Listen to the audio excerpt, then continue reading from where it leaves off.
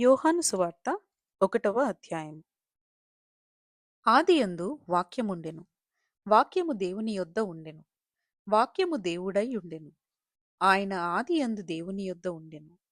సమస్తమును ఆయన మూలముగా కలిగెను. కలిగి ఉన్నదేదియు ఆయన లేకుండా కలుగలేదు. ఆయనలో జీవముండెను. ఆ జీవము మనుష్యులకు వెలుగై ఉండెను. ఆ వెలుగు చీకటిలో ప్రకాశించుచున్నది కాని చీకటి దాని గ్రహింపకుండెను. దేవుని యొద్ద నుండి పంపబడిన ఒక మనుష్యుడు ఉండెను.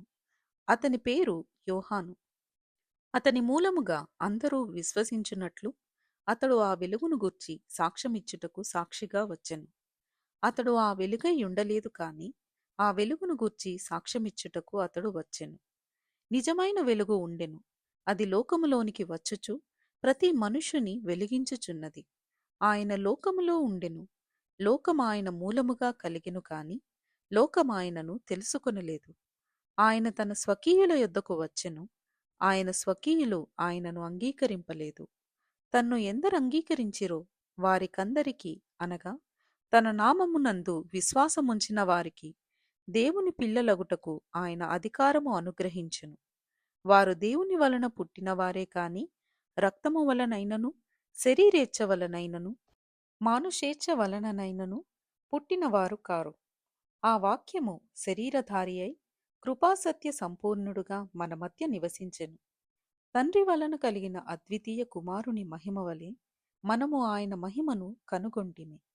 యోహాను ఆయనను గూర్చి సాక్ష్యమిచ్చుచు, నా వెనుక వచ్చువాడు నాకంటే ప్రముఖుడు గనుక ఆయన నాకంటే ముందటివాడాయననియు, నేను చెప్పినవాడు ఈయనే అనియు ఎలుగెత్తి చెప్పెను.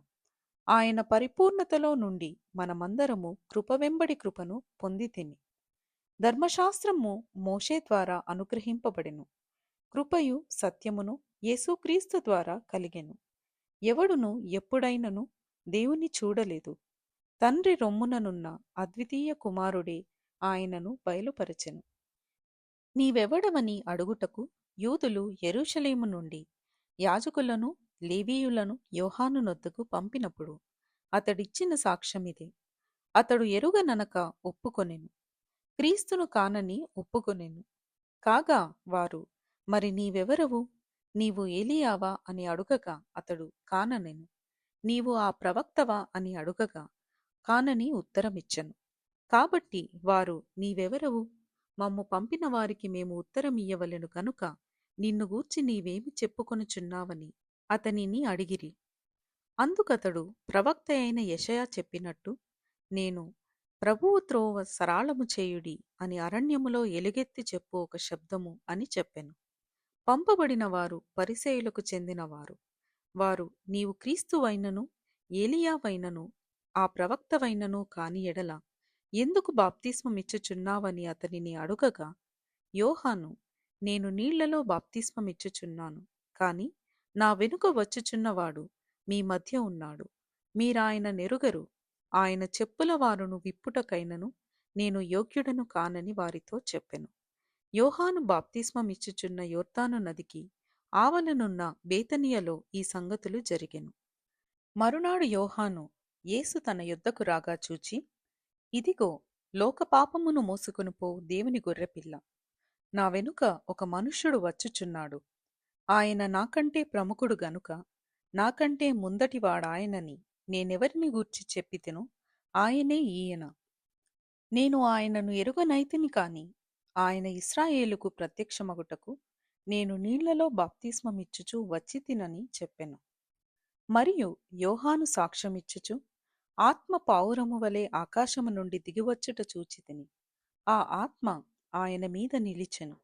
నేను ఆయనను ఎరుగనైతిని గాని నీళ్లలో బాప్తిస్మమిచ్చుటకు నన్ను పంపినవాడు నీవెవని మీద ఆత్మ దిగివచ్చి నిలుచుట చూతువో ఆయనే పరిశుద్ధాత్మలో బాప్తిస్మమిచ్చువాడని నాతో చెప్పెను. ఈయనే దేవుని కుమారుడని నేను తెలుసుకొని సాక్ష్యమిచ్చితినెను. మరునాడు మరలా యోహానును అతని శిష్యులలో ఇద్దరును నిలుచుండగా అతడు నడుచుచున్న యేసువైపు చూచి, ఇదిగో దేవుని గొర్రెపిల్ల అని చెప్పెను. అతడు చెప్పిన మాట ఆ ఇద్దరు శిష్యులు విని యేసును వెంబడించిరి. యేసు వెనుకకు తిరిగి వారు తన్ను వెంబడించుట చూచి, మీరేమి వెదకుచున్నారని వారిని అడుగగా, వారు, రబ్బీ, నీవు ఎక్కడ కాపురమున్నావని ఆయనను అడిగిరి. రబ్బీ అను మాటకు బోధకుడని అర్థము.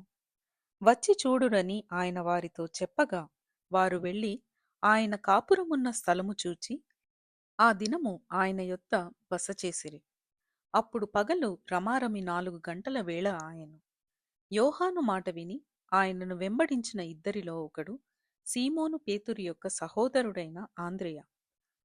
ఇతడు మొదట తన సహోదరుడైన సీమోనును చూచి, మేము మెస్సియను కనుగొంటిమని అతనితో చెప్పి, యేసునొద్దకు అతని తోడుకొని వచ్చెను.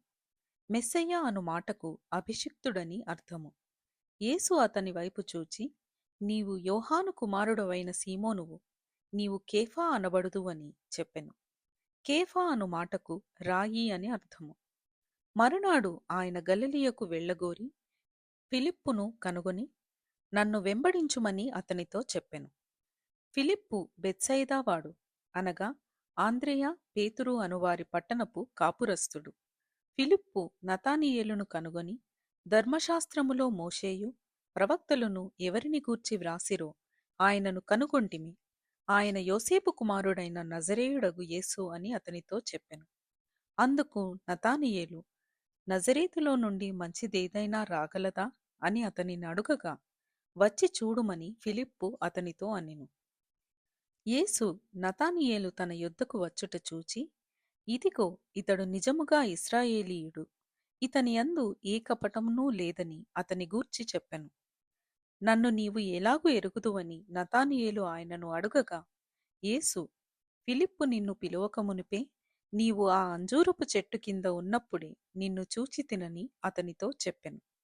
నతానియేలు, బోధకుడా, నీవు దేవుని కుమారుడవు, ఇశ్రాయేలు రాజువు అని ఆయనకు ఉత్తరమిచ్చెను. అందుకు యేసు, ఆ అంజూరపు చెట్టు కింద నిన్ను చూచి తినని నేను చెప్పినందువలన నీవు నమ్ముచున్నావా? వీటికంటే గొప్ప కార్యములు చూతువని అతనితో చెప్పెను. మరియు ఆయన, మీరు ఆకాశము తెరవబడుటయు, దేవుని దూతలు మనుష్య కుమారుని పైగా ఎక్కుటయును దిగుటయును చూతురని మీతో నిశ్చయముగా చెప్పుచున్నానెను. ఇంతటితో యోహాను సువార్త 1వ అధ్యాయము ముగింపు.